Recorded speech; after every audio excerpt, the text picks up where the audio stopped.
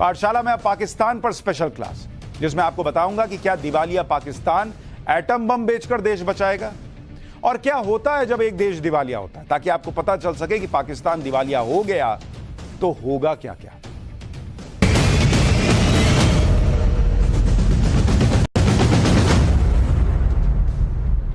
पाठशाला में पिछले हफ्ते मैंने आपको बताया था कि पाकिस्तान अब कुछ ही दिनों का मेहमान है, वो कभी भी दिवालिया हो सकता है। पिछले 1 महीने से पाकिस्तान लगातार दुनिया से भीख मांग रहा था, जो मिली नहीं। अब पाकिस्तान के मंत्री खुलकर कह रहे हैं कि पाकिस्तान एक दिवालिया मुल्क है। पाकिस्तान की सरकार और वहां के मंत्रियों को भी अब पता है कि कितने दिन सच छुपाएंगे भाई।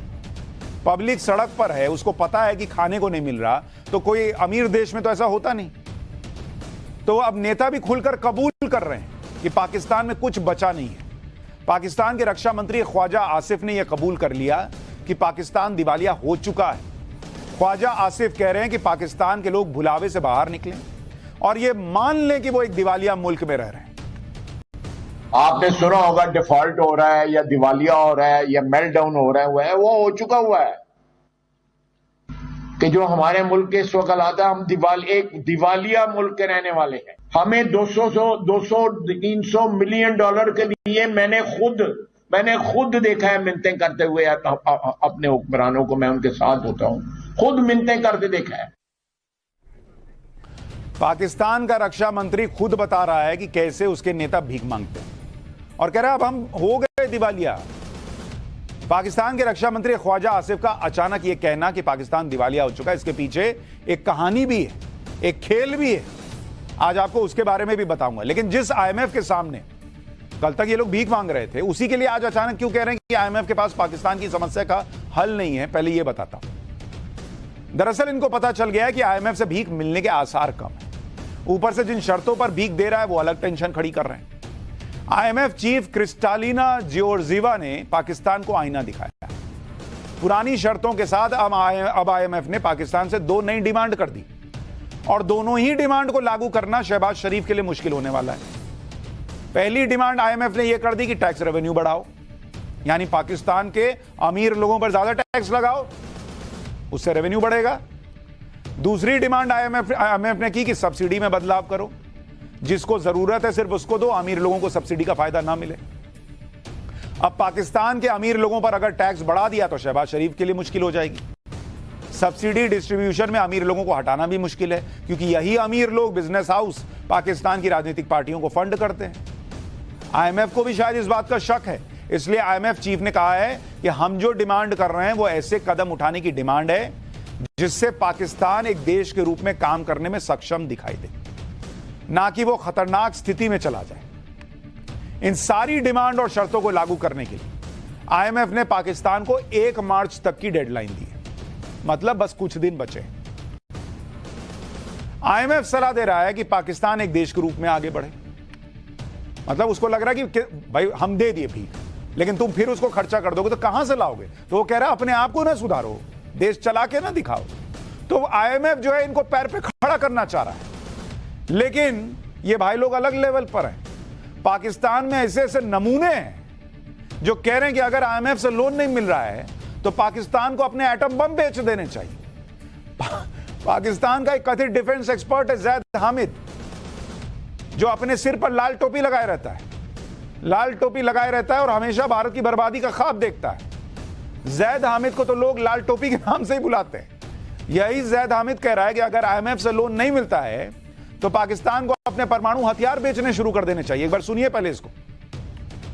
मानते तो ठीक है, फिर हम मजबूर हैं, हम अपना न्यूक्लियर और मिसाइल प्रोग्राम एक्सपोर्ट करेंगे अपने दोस्त मुल्कों को, और आप खुल के ऑफर करें सऊदी अरब को, खुल के ऑफर करें टर्की को, खुल के ऑफर करें ईरान को, और इंटरनेशनल लेवल पर करें, दुनिया के सामने करें कि पाकिस्तान अपने न्यूक्लियर वॉरहेड्स, हमारे पास अगर 150 वॉरहेड हैं और हम उसमें से 5 वॉरहेड सऊदी अरब को फरोख्त कर दें और 5 टर्की को फरोख्त कर दें तो हमें फर्क ही कोई नहीं पड़ेगा। ये हमारी डिफेंस टेक्नोलॉजी है जो हम एक्सपोर्ट कर सकते हैं। हमने एनपीटी साइन नहीं किया हुआ। ऐसे ऐसे नमूने हैं पाकिस्तान, कह रहा है कि हम अपना हथियार, न्यूक्लियर हथियार बेच दें दूसरों को। कुछ नहीं बचा तो अब न्यूक्लियर हथियार बेचो। अच्छा, तुमको लगता है कि तुम बेचोगे, दुनिया चुपचाप बैठी रहेगी। 10 सैंक्शन लग जाएंगे तो अभी जो खाने को थोड़ा बहुत आ रहा है वो भी चला जाएगा। फिर मिट्टी खाते रहना। आपको अब पाकिस्तान का भविष्य बताता हूं। पाकिस्तान दिवालिया हो चुका है और आने वाले दिनों में वहां क्या हालात होंगे। भाई बौद्धिक रूप से तो ये लोग दिवालिया हैं ही, देश दिवालिया होती है तो क्या होता है आपको कुछ तस्वीरों में दिखाता हूं। ये श्रीलंका की तस्वीरें दिखा रहा हूं। पिछले साल जुलाई में श्रीलंका में भी आर्थिक संकट की वजह से जनता सड़कों पर उतर आई थी। श्रीलंका के राष्ट्रपति भवन पर लोगों ने कब्जा कर लिया। पूरी दुनिया ने ये तस्वीरें देखी थी और यह भी देखा था कि जब एक देश दिवालिया होता है तो वहां हालात क्या हो जाते। पूरा देश तबाह हो गया, बैंक बंद करने पड़ गए थे, जिन लोगों के पैसे भी थे वो भी खाली हाथ रह गए। दो दिवालिया देशों की तस्वीरें आपको दिखाई ताकि पता चले कि पाकिस्तान दिवालिया होगा तो तस्वीर कैसी होगी। लेकिन दिवालिया पाकिस्तान में आगे क्या क्या हो सकता है उसको और डिटेल से समझिए।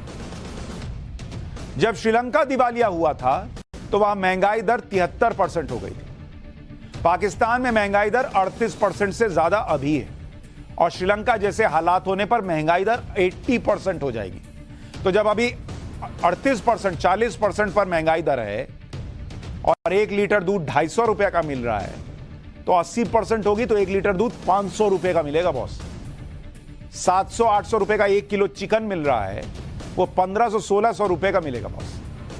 और इसका असर यह होगा कि पाकिस्तान में हर चीज की कीमत दोगुनी हो जाएगी। दिवालिया होने पर पाकिस्तान का विदेशी मुद्रा भंडार लगभग खत्म हो जाएगा। डॉलर नहीं होने से जरूरी सामान आयात नहीं हो पाएंगे। पाकिस्तान में पेट्रोलियम प्रोडक्ट, बिजली, गैस सबकी कमी हो जाएगी। श्रीलंका की ही तरह पाकिस्तान में पेट्रोल के लिए लंबी लंबी कतारें लगेंगी।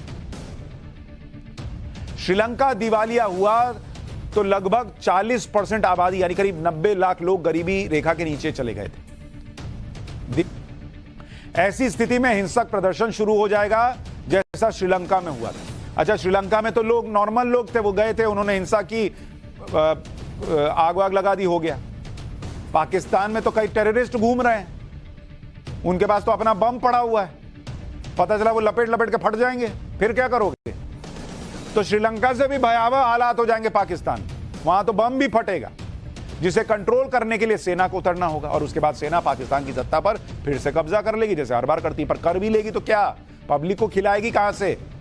पब्लिक को थोड़ी बोलेगी कि ये लो थोड़ा गोला बारूद खा लो, थोड़ी राइफल की गोलियां खा लो, इससे पेट नहीं ना भरेगा। एक सवाल यह भी है कि चीन जो पाकिस्तान का सबसे करीबी दोस्त है वो पाकिस्तान की मदद क्यों नहीं कर रहा बॉस। इतना दोस्ती दिखाता था, वो कहां चला गया।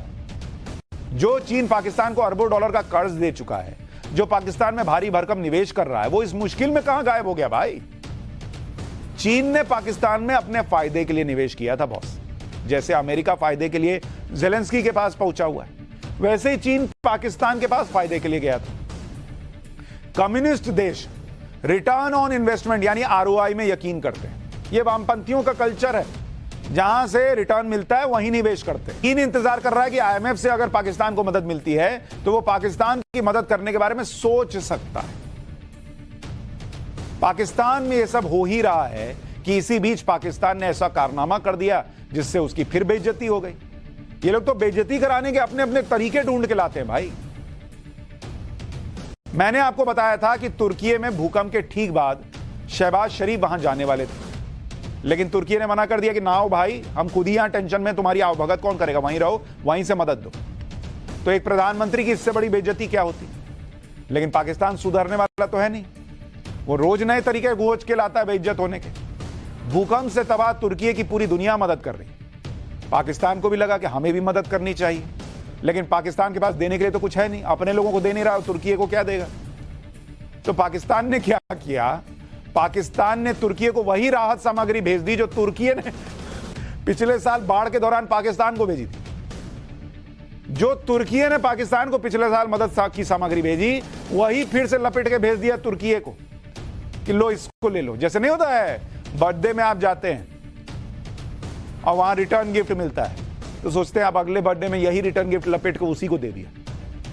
या कई बार दिवाली में सोन पापड़ी आती है, तो कितना सोन पापड़ी खाएंगे, तो पलट के वही सोन पापड़ी दूसरे को दे देते हैं। ये सोन पापड़ी बना दिया पाकिस्तान, वही पलट के तुर्की को दे दिया। इसकी तस्वीर देखिए, तुर्की से आए सामान के ऊपर पाकिस्तान की सरकार का ठप्पा लगाया और तुर्की को मदद के नाम पर भेज दिया। तुर्की में लोगों ने जब इन पैकेट्स को खोला तो अंदर लिखा था from Turkey with with love to people of Pakistan. वो अंदर तो देखा नहीं कि अंदर ये लिखा है, वहां से अंदर पर्चा निकला है। बोले अरे यार ये तो गजब धोखेबाज आदमी है। सोचिए पिछले साल पाकिस्तान में बाढ़ आई थी जिससे करोड़ों लोग प्रभावित हुए थे, उनके लिए जो मदद विदेश से आई उस मदद, अच्छा वहां सामान पहुंचाई सिंध से शायद, और वहां सामान पहुंचा उसके ऊपर लिखा हुआ गवर्नमेंट ऑफ सिंध, हुकूमत पाकिस्तान टैग लगा हुआ। उन्होंने जो खोला है तो अंदर से वो निकला है पैकेट के, तुर्की की तरफ से मोहब्बत के साथ जो सैलाब के दिनों में भेजा था उन्होंने सामान, वही पैकेट पैक करके भेज दिया। तो पाकिस्तान तो नहीं बदल सकता।